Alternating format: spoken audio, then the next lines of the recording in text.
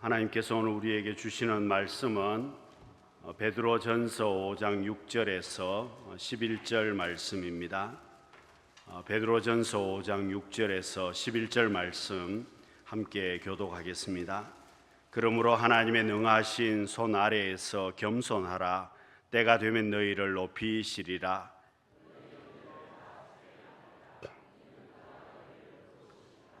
근신하라. 깨어라. 너희 되적 마귀가 우는 사자같이 두루다니며 삼킬 자를 찾나니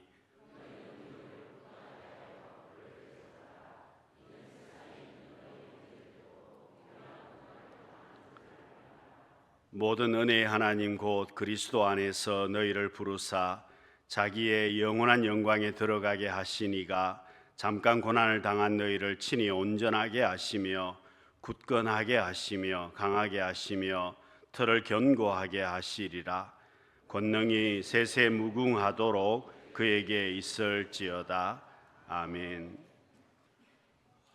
우리 좌우에 계신 분들에게 인사하겠습니다. 사랑합니다. 축복합니다.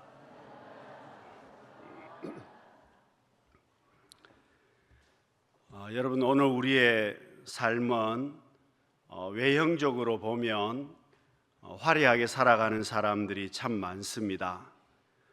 여러분, 껍데기만 보면 외형적으로만 보면 잘 살아가시는 분들도 참 많고 근심 걱정 없이 평안하게 살아가시는 분들이 참 많아 보입니다. 그러나 여러분, 속을 들여다보면 결코 그렇지 않습니다. 외형적으로는 화려한 삶처럼 보이고 잘 살아가는 것처럼 보이지만 속을 들여다보면 그렇지가 못하다는 겁니다. 마치 나만 장군의 모습처럼 살아가시는 분들도 참 많습니다. 여러분, 나만이 어떤 사람입니까? 나라를 구한 장군이었습니다. 여러분, 그 당시에 나라를 구했다는 말은 만일 그 당시에 전쟁에서 나라가 지게 되면 여러분, 전쟁에서 진 나라는 속국이 되고 그리고 노예가 되고 전쟁에서 사람들이 다 죽게 되고 살아남은 사람들은 노예로 종으로 끌려가게 됩니다. 있는 재산 다 빼앗기게 되고 여러분, 살아남았지만 내 것이 하나도 없는 그런 비참한 삶을 살 수밖에 없는 그런 시대였습니다. 그런데 여러분, 나만이 전쟁에서 이김으로 인해서 나라가 온전하게 되었습니다.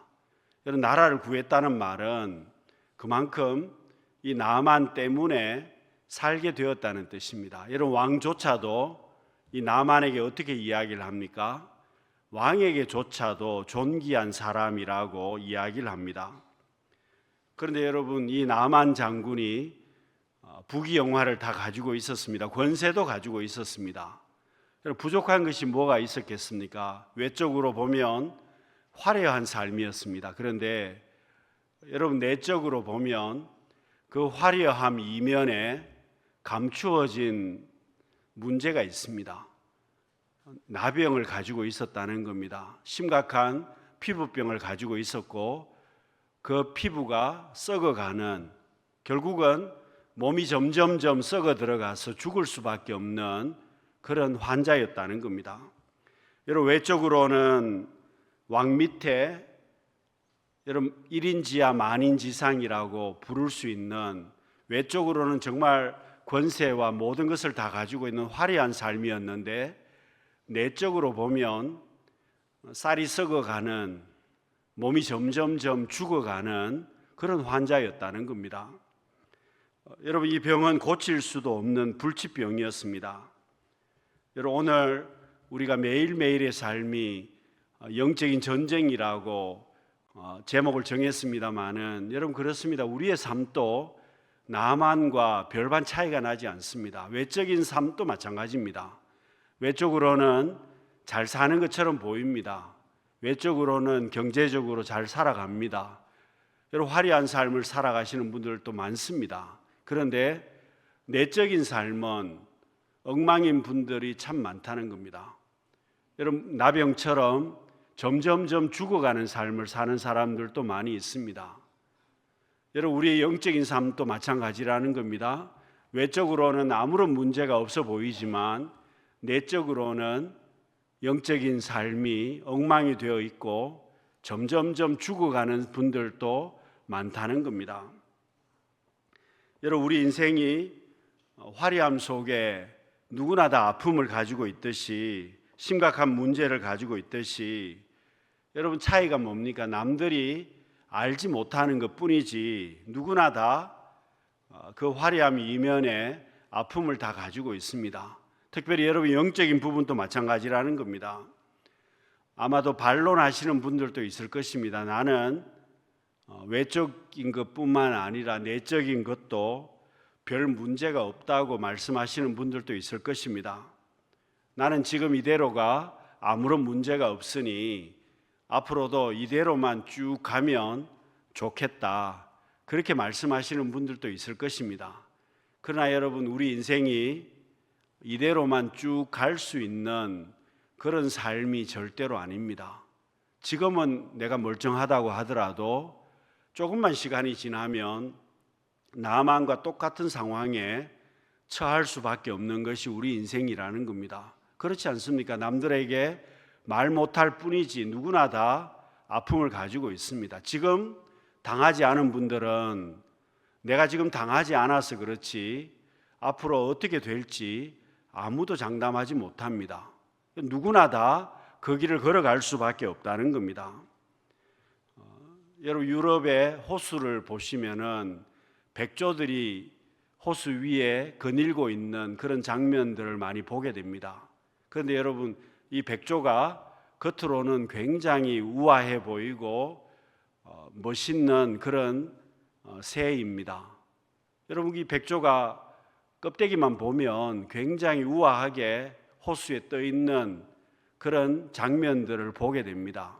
그런데 여러분, 백조의 물속에 카메라를 집어넣어 보면 백조의 발은 어떻게 하고 있을까요? 쉴 새 없이 발을 움직이고 있습니다. 여러분, 오리도 마찬가지입니다. 물 위에 떠 있어서 그냥 가만히 있는 것처럼 보입니다만은 오리가 물 속에 있는 발은 정말 열심히 발을 움직이고 있다는 겁니다. 여러분, 백조나 오리나 떠 있는 것처럼 보이지만 그러나 발을 움직이지 않으면, 열심히 헤엄치지 않으면 물에 가라앉을 수도 있기 때문에 그렇습니다. 여러분, 우리의 삶이 그렇습니다. 영적으로 보면, 육적으로 보면 외적으로는 평안하게 보입니다. 평안하게 보이는데 누구나 다 나만처럼 그런 아픔을 가지고 있습니다. 영적인 모습도 마찬가지입니다. 누구나 다 심각한 영적인 전투를 하고 있다는 겁니다. 여러분, 베드로 사도가 우리에게 권면하고 있는 말씀이 무엇입니까? 매일매일의 삶이 영적인 전쟁인데 어떻게 살 수 있느냐? 염려를 하나님 앞에 맡기라고 권면하고 있습니다. 7절 말씀을 보시면은요, 너희 염려를 다 주께 맡기라. 이는 그가 너희를 돌보심이라. 여러분, 이 맡긴다는 말은 영어로 번역을 하면 던진다는 뜻입니다. 캐스트라고 번역을 했는데 던져버린다는 겁니다. 여러분, 투수가 포수에게 공을 던지듯이 공을 던져버리는 겁니다. 그런데 여러분, 이게 그냥 해도 되고 안 해도 되는 그런 뜻이 아니라 명령형입니다. 너희 염려를 주께 맡겨야 한다는 겁니다. 내가 해도 되고 안 해도 되는 그런 선택형이 아니고 명령형을 말씀하는 겁니다. 여러분, 영적인 매일의 전쟁의 삶 가운데서 내가 승리하는 삶을, 복 있는 삶을 살아가려면 내가 가지고 있는 염려를 주님 앞에 맡겨야 한다는 겁니다. 공을 던져버리듯이 주님 앞에 그 염려를 던져버려야 우리가 살 수 있음을 말씀합니다. 여러분, 우리 힘으로 이 문제를 해결할 수 없습니다. 그러나 날마다 내 짐을 져주시는 창조주 하나님께 주인이 되시고 해결자가 되시는 그 하나님 앞에 문제를, 그 짐을 던져야, 내가 그 염려를 던져버려야 살 수 있다는 겁니다. 여러분, 염려를 가르쳐서 어떤 분은 그렇게 표현했습니다. 흔들 의자와 같다고 이야기를 했습니다. 여러분, 흔들 의자는 그 흔들 의자 위에 앉아 있으면 계속해서 흔들리지만 여전히 제자리에 있을 뿐입니다. 염려와 꼭 그와 같다는 겁니다. 근데 여러분, 오늘 우리가 염려한다고 해서 그 문제를 해결할 수 있겠습니까? 여러분, 교회에 본당 안에 그랜드 피아노가 큰 것이 있습니다. 그런데 여러분, 저 혼자서 저 피아노를 들 수 있겠습니까? 여러분, 일주일 금식하고 기도 많이 한 다음에 내가 저 피아노를 들면 여러분 들 수 있겠습니까? 들 수 없을 겁니다. 여러분, 일주일을 금식한다고 해서 하나님 앞에 들게 해달라고 해서 들 수 있는 것이 아닙니다. 그런데 여러분, 간단하게 들 수 있습니다. 남자분들 7, 8명만 모여서 같이 들면 들 수 있을 겁니다. 여러분, 무엇을 이야기하겠습니까? 염려하기보다는 내가 할 수 있는 일과 할 수 없는 일을 구별해야만 합니다. 할 수 없는 일은, 내 힘으로 되지 않는 일은 하나님 앞에 맡겨야 한다는 겁니다. 문제를 하나님 앞에 던져버려야 한다는 것입니다. 여러분, 다윗은 오랫동안 도망자였습니다. 사울이 다윗을 죽이려고 했습니다. 여러분, 다윗이 할 수 있는 일은 도망 다니는 것뿐이었습니다. 그런데 여러분, 시편을 보시면 다윗이 도망을 다니면서도 다윗은 염려하지 않았습니다. 도망을 다니면서도 자기 목에 칼이 가까이 와 있는데도 불구하고 다윗은 걱정하지 않았습니다. 여러분, 시편의 다윗의 고백을 보면 항상 다윗은 평안한 삶을 살았습니다. 여러분, 광야로 도망을 다니면서 토굴 속에 숨어 있으면서도 다윗은 평안함을 잃어버리지 않았다는 뜻입니다. 왜 그렇습니까? 하나님 앞에 자신의 문제를 다 던져버렸기 때문이었습니다. 여러분, 염려하지 않고 하나님 앞에 맡겼다는 겁니다. 사랑하는 성도 여러분, 오늘 우리의 삶은 염려와 걱정거리가 가득합니다. 마치 나만 장군처럼 화려한 겉옷을 입고 있습니다마는 속은 썩어져 가는 그런 문제들도 많이 가지고 있습니다. 여러분, 영적으로도 내가 해결하지 못하는 어려운 일들도 많이 있습니다. 여러분, 내가 숨기고 있는 그런 아픔들도 많이 있을 것입니다. 여러분, 그 문제를, 그 염려와 걱정거리를 어떻게 해야 되겠습니까? 여러분, 베드로 사도가 우리에게 권면하고 있는 것은 그 염려와 걱정거리들, 여러분, 남들이 알지 못하는 그런 문제들, 내가 가지고 있으면 썩어버릴 수밖에 없고 죽어갈 수밖에 없는 그 문제들을 주님 앞에 맡겨야 한다는 것입니다. 사랑하는 성도 여러분, 주님 앞에 맡기는 사람, 근심과 걱정을 하나님 앞에 맡기고 살아가는 것이 우리의 믿음 생활입니다. 여러분, 염려와 걱정거리들, 문제가 되는 것들, 여러분, 영적으로 육적으로 우리가 죽게 되고 우리가 어렵게 되는 그런 문제들, 여러분, 하나님 앞에 온전히 맡길 수 있는, 그러므로 영적인 삶 가운데서 복 있는 성도의 삶을 살아갈 수 있는 우리 성도님들이 되시기를 바랍니다. 여러분, 매일의 삶이 영적인 전쟁인데 어떻게 살아야 복 있는 삶을 살겠습니까? 여러분, 베드로가 권면하고 있는 것은 깨어서 기도하라고 말씀하고 있습니다. 8절 말씀을 보시면은요, 근신하라, 깨어라, 너희 대적 마귀가 우는 사자같이 두루다니며 삼킬 자를 찾나니. 근신하라, 깨어 있으라고 말씀하고 있습니다. 여러분, 근신하라, 깨어 있는 모습이 어떤 모습이겠습니까? 내가 하나님 앞에 기도하는 모습입니다. 여러분, 기도해야 영적인 전쟁에서 승리할 수 있습니다. 깨어 있어서 기도해야 내가 넘어지지 않을 수 있습니다. 여러분, 본문에서 우는 사자라고 표현을 했습니다. 사탄 마귀가 우는 사자처럼 우리를 공격하고 있다고 표현하고 있지 않습니까? 여러분 동물의 왕국을 보시면은요, 이 사자라는 동물이 먹잇감을 사냥하는데 굉장히 잔인합니다. 여러분 잔인한 정도가 아니라 굉장히 치밀하게 동물들을 사냥하는 것을 볼 수가 있습니다. 여러분 그냥 대충 사자가 동물을 사냥하는 것이 아닙니다. 여러분 혼자 사냥하는 것도 아니라 여러 마리가 협동해서 동물을 사냥합니다. 그래서 매복조가 있습니다. 한쪽에 사자 한두 마리가 반대편에 매복을 하고 있습니다. 숨어 있습니다. 그리고 한두 마리는 반대쪽 방향으로 가서 사냥감을 몰아갑니다. 그런데 여러분 냄새가 나면, 사자가 온다는 사자 냄새가 나면 사냥감들이 도망갈 것이기 때문에 바람이 부는 반대 방향으로 공격을 합니다. 그래서 굉장히 치밀하게 공격을 해서 그 먹잇감을 사냥하는 것이 바로 사자들입니다. 여러분 우는 사자처럼 사탄 마귀는 우리를 공격한다고 성경은 말씀합니다. 여러분 사탄 마귀가 세상 사람들을 공격하겠습니까? 여러분 세상 사람들은 이미 자기 수하에 있기 때문에 공격할 필요도 없습니다. 여러분 자기 부하가 되었는데 왜 공격하겠습니까? 결국은 성도들을 공격한다는 뜻이고, 그 공격에 정신을 차리고 기도해야 영적인 전쟁 가운데서 승리할 수 있음을 말씀하고 있습니다. 여러분 학생들이 하루 종일 책을 가지고 있어도 정신을 차리고 그 책을 읽지 않으면 그 내용을 어떻게 알겠습니까?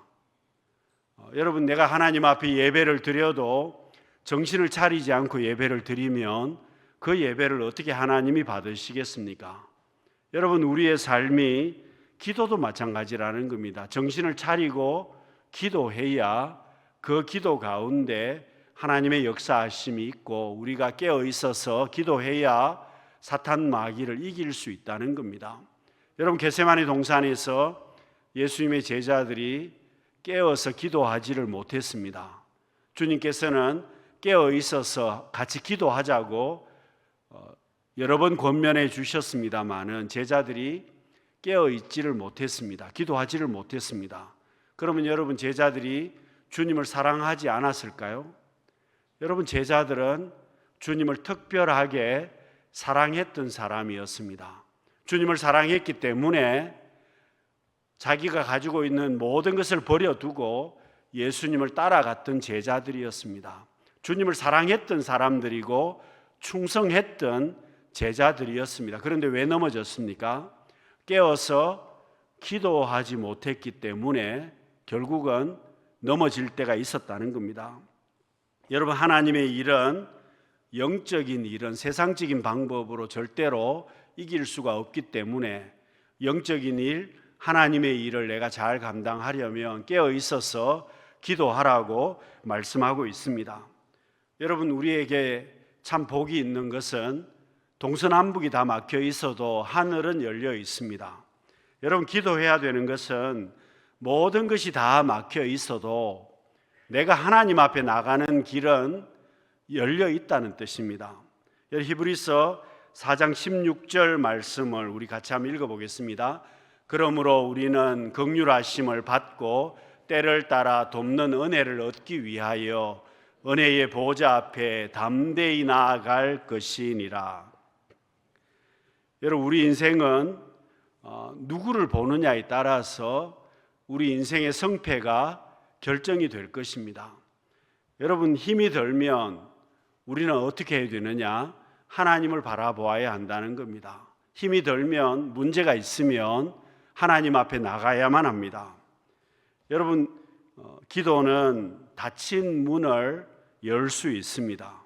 기도는 매여 있는 것을 풀 수 있습니다. 그런 면에서 여러분 하나님께서 우리에게 이 기도라는 열쇠를 주셨다는 겁니다. 천국에 닫혀 있는 것을 열 수 있고 묶여 있는 것을 풀 수 있는 열쇠를 내게 주셨는데 그 열쇠가 기도인데, 여러분 그 열쇠를 사용하는 사람이 있는 반면에 여전히 사용하지 않는 사람이 많이 있다는 겁니다. 여러분 모세는 아말렉과 전쟁을 하면서 하나님 앞에 기도의 손을 들었습니다. 여러분 모세가 기도했을 때에는 이스라엘이 이겼습니다. 그러나 모세가 힘들어서 기도의 손을 내렸을 때에는 이스라엘이 점점 뒤로 밀리기 시작했습니다. 여러분 오늘 우리는 불안한 세상 가운데서 승리하기 위해서, 여러분 문제 가운데서, 염려 가운데서, 영적인 전쟁 가운데서 승리하기 위해서는 깨어 있어서 하나님 앞에 기도의 손을 들라고 말씀하고 있습니다. 여러분 기도하심을 통해서 매일의 영적인 삶 가운데서 승리할 수 있는 우리 성도님들이 다 되시기를 바랍니다. 그리고 여러분 매일의 삶이 영적인 전쟁인데 어떻게 내가 해야 되느냐? 오늘 본문 9절 말씀에 보시면은요, 너희는 믿음을 굳건하게 하여 그를 대적하라. 여러분 믿음으로 나아가라고 말씀하고 있습니다. 믿음을 굳건하게 하라라고 말씀하고 있습니다. 여러분 마귀를 대적하려면, 사탄 마귀를 이기려면 믿음을 굳게 하라고 권면하고 있습니다. 여러분 신앙적인 문제가, 영적인 문제가, 여러분 육적인 문제가 풀리지 않을 때가 있습니다. 내가 하나님 앞에 나가는데 문제가 풀리는 것이 아니라 오히려 더 어렵게 되는 경우도 있습니다. 여러분 풀리지 않고 문제가 자꾸만 꼬일 때도 있습니다. 그런데 그때 우리가 한탄하기도 하고 걱정하기도 하지만 여러분 하나님께서 우리에게 주신 말씀은 왜 그러면 그렇게 되었느냐? 내가 믿음을 굳건하게 하지 않아서 그렇다는 겁니다. 믿음을 굳건하게 하라고 말씀하고 있습니다. 내가 하나님을 믿어야 한다는 겁니다. 하나님을 믿어야 지금 응답이 없어도 끝까지 믿음을 굳건하게 해서 하나님을 믿어야 한다는 겁니다. 여러분 믿음의 역사라고 하는 것은 끝까지 굳게 지켜야 믿음의 역사가 일어날 때가 정말 많습니다. 여러분 여리고성을 도는 이스라엘 백성들 6번 돌 때까지 아무런 변화가 없었습니다. 여러분 6번 돌고 끝까지 돌고 하나님 앞에 외쳤을 때에 여리고성이 무너졌습니다. 그것이 믿음의 현실이라는 겁니다. 여러분 엘리야도 마찬가지였습니다. 6번까지 하나님 앞에 무릎을 꿇고 간절하게 6번 기도했습니다. 그런데 비가 내리지 않습니다. 그런데 7번 하나님 앞에 기도했을 때에 저 멀리 손바닥만한 구름이 보였다고 했습니다. 여러분 그 손바닥만한 구름이 엄청난 비구름이 되어서 3년 6개월 동안 비가 내리지 않았는데 갑자기 비가 내리게 되었습니다. 여러분 믿음의 현실이 그렇습니다. 끝까지 믿음을 굳게 지켜야 하나님의 역사가 펼쳐집니다. 여러분 나만 장군도 마찬가지였습니다. 6번까지 요단강에 목욕을 했지만 변화가 전혀 없었습니다. 믿음의 현실이 그렇습니다. 그런데 7번 목욕을 했을 때에 하나님께서 말씀대로 역사를 해 주셨습니다. 여러분 그렇습니다. 오늘 우리에게 여전히 하나님의 약속의 말씀이 있습니다. 여러분 내가 어떻게 해야 되겠습니까? 염려와 문제들 가운데서, 여러분 영적인 전쟁 가운데서 내가 승리하려면 믿음을 굳게 지켜야만 합니다. 히브리서 11장 6절 말씀, 믿음이 없이는 하나님을 기쁘시게 하지 못하나니 하나님께 나아가는 자는 반드시 그가 계신 것과 또한 그가 자기를 찾는 자들에게 상 주시는 이심을 믿어야 할지니라. 여러분 우리의 삶의 현장 가운데서 전능하신 하나님을 믿어야 한다는 겁니다. 살아계신 하나님을 내가 믿어야 하나님께서 우리의 삶 가운데 역사하심을 말씀합니다.